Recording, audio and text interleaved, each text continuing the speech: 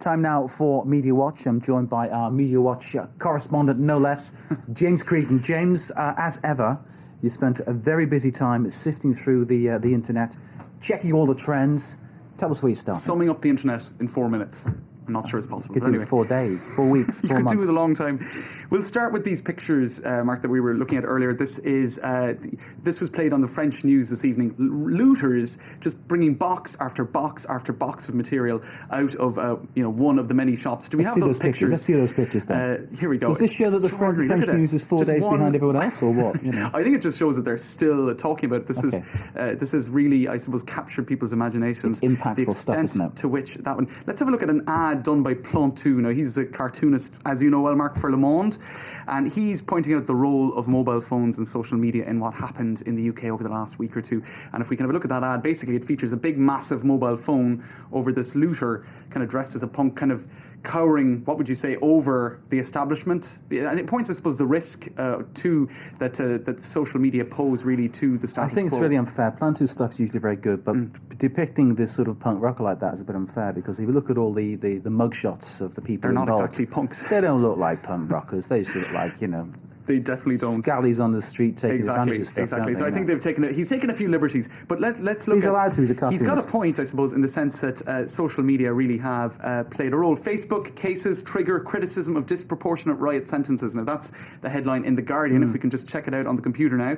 that's because yesterday 2 sentences were handed down to a 20-year-old from Northwich. Northwich, is that correct pronunciation? Northwich is very near where I was brought up. Right. It's a small town in Cheshire. Right. Yeah. Well, he was one of them, and then another guy, 22 years old, from Warrington. They got 4-year sentences for inciting rioting on Facebook, social media. So this is 4 years for putting something on Facebook which said, I predict a riot, let's go and do it. And the thing is, it didn't really have any tangible results. No one can point to what they did having actually had a result. Now, also, not alone did that happen, but a 17-year-old, who hasn't been named, I presume, because he's a minor, has been banned from using Facebook for 12 months. Now, that's because he said, he wrote a message on his Facebook page on the 9th of August, "Come on, rioters, I think we should start rioting. It's about time we stop the authorities," etc., etc., etc. Banned from it for 12 months. Excuse me stopping you. So if that happened in a place like Iran, if that happened in a place like Syria, or dare I say it, North Korea, we'd now be saying this is appalling, this is a police state, this is dreadful. Right. But this has happened in the United Kingdom.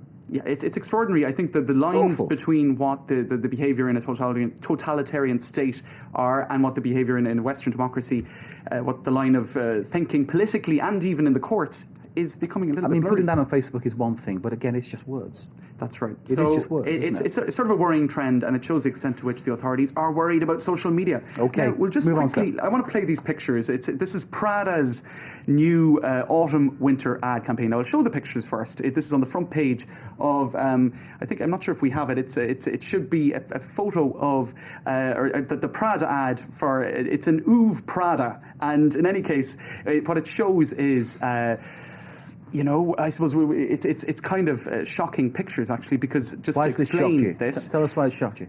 Andrea Harden is the name of the actor, of the model in question, and Andrea is 13 years old. And that's... So this is a 13-year-old girl being used in Prada's ad campaign. I'll play it here. We have it on the computer, and if we see the start of it, I think it's pretty shocking, because what you see is the model caressing her foot, caressing her leg, and going further up, and then caressing her Prada clothing.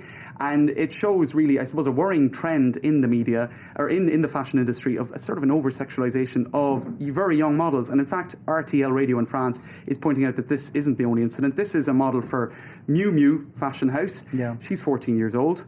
And even Marc Jacobs, that model, is 13 years old. Now, obviously, those pictures are less provocative. Kate Moss was like, adolescent when she started modelling, wasn't she? I mean, this has been going for a while, and maybe people should examine why it's allowed to happen. Right, kids should be allowed to be kids in fashion and media. James, as ever, thank you very much indeed. James Cregan, our man with his eye on the media for Media Watch.